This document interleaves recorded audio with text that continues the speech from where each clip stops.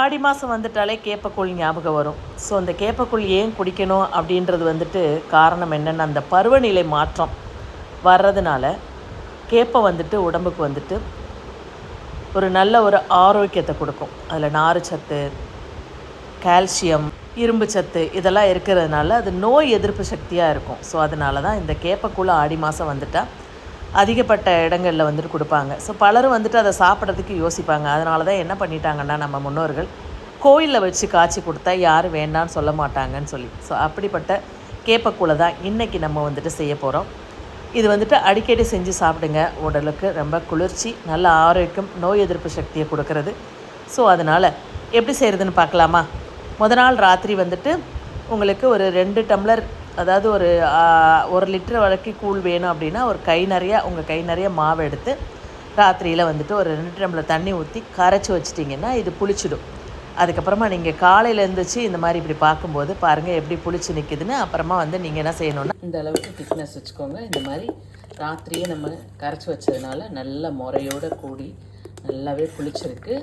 So இப்போது நம்ம தண்ணி காய வச்சுக்கிட்டோம். ஒரு கை மாவுக்கு நீங்கள் ஒரு 4 டம்ளர் தண்ணி, அதாவது ஒரு 400 to 500 மில்லி தண்ணி ஊற்றிக்கோங்க. ஏன்னா இந்த மாவு வந்துட்டு என்ன ஆகும்னா, நம்ம ஊற்றி கிண்டும்போது ஒரு திக்னஸ் வந்துடும் டக்குன்னு. ஸோ அதனால தான் வந்துட்டு அவ்வளோ தண்ணி. ஓகேவா? கரெக்டாக இருக்கும். இப்போது தேவையான கல்லுப்பு போட்டுக்கோங்க. தண்ணி நல்லா கொதிச்சிட்ருக்கு. இந்த சமயம் நம்ம கரைச்சி வச்சுருக்க மாவை ஊற்றணும். நல்லா காம்ப்ளான் மாதிரி இருக்கா? இல்லை, டேஸ்ட்டு செம்மையாக இருக்குங்க இந்த கேப்பக்கூழ். உண்மையிலேயே அமேசிங்.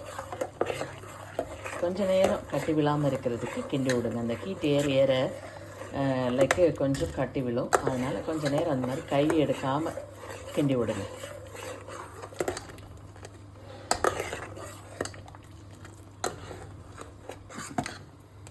பார்த்தீங்களா? நேராக அந்த திக்னஸ் வருதா?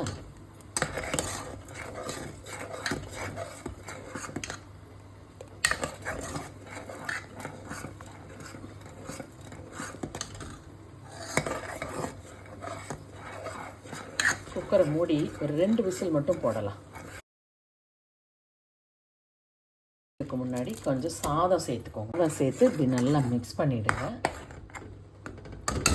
இப்போ 2 விசில் போடலாம்.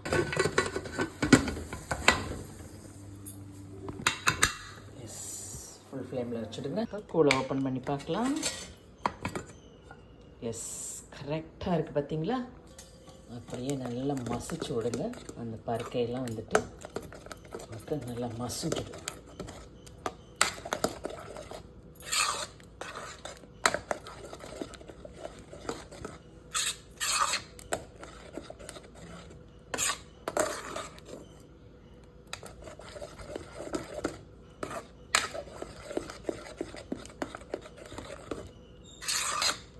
காம்பினேஷன் கூழுக்கு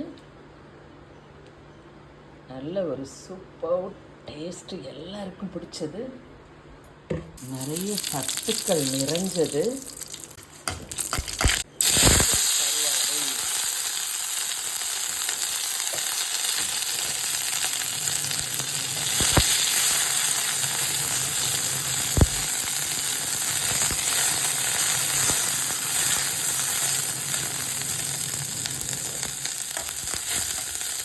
தேவையான உப்பு சேர்த்துருங்க. இந்த கருவேப்பிலையோட ஃப்ளேவரில் இந்த கருவாடு சும்மா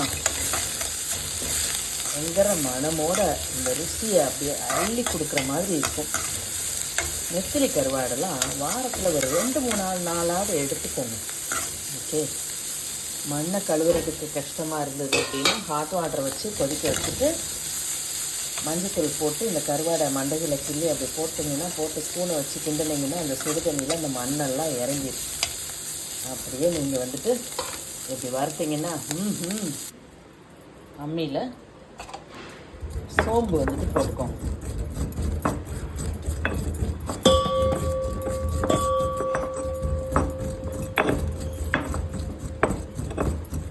நசுங்கினதுக்கப்புறம் வெள்ளைப்பூடு, ஒரு 4 வெள்ளைப்பூடு, ஒரு கை நிறையா கருவாடு,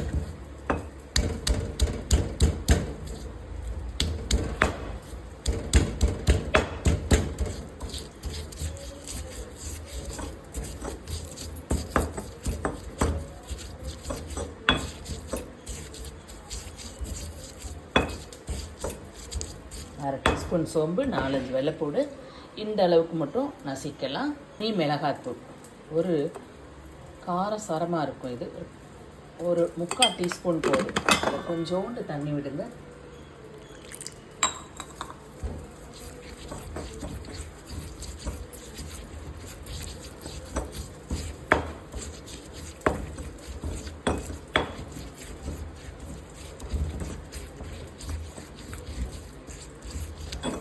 அவ்வளோ அது போதும்.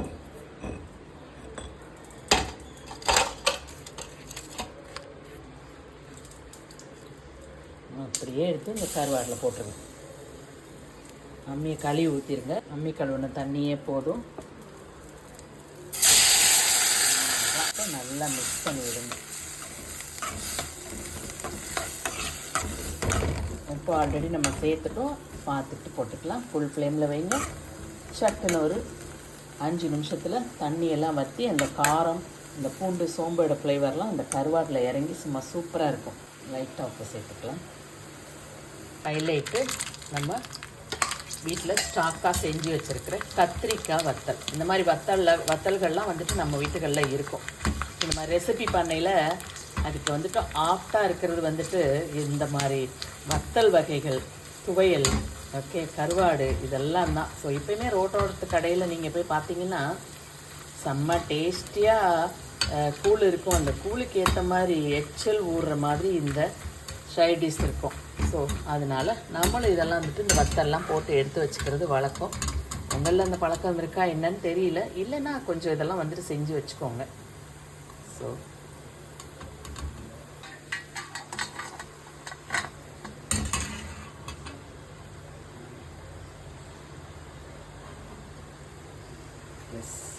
இதை போட்ட கையோட அப்படியே நம்ம வீட்டில் போட்ட மோர் மிளகாய். அடடா, இந்த சுவை வரணும்.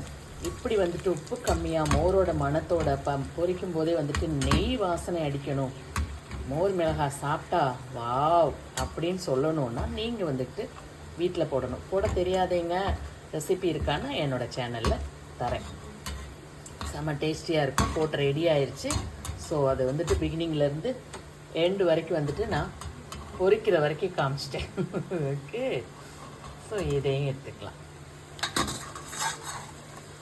Very good. கருவாடு இங்கே தண்ணி வற்றி ரெடி ஆயிடுச்சு. இன்னும் கொஞ்சம் ரெடியானால் போதும். கூழ் நல்லாவே குழுன்னு ஆறிடுச்சு. ஸோ இந்த பதத்தில் இருக்கும்போது நல்லா பசும் தயிர்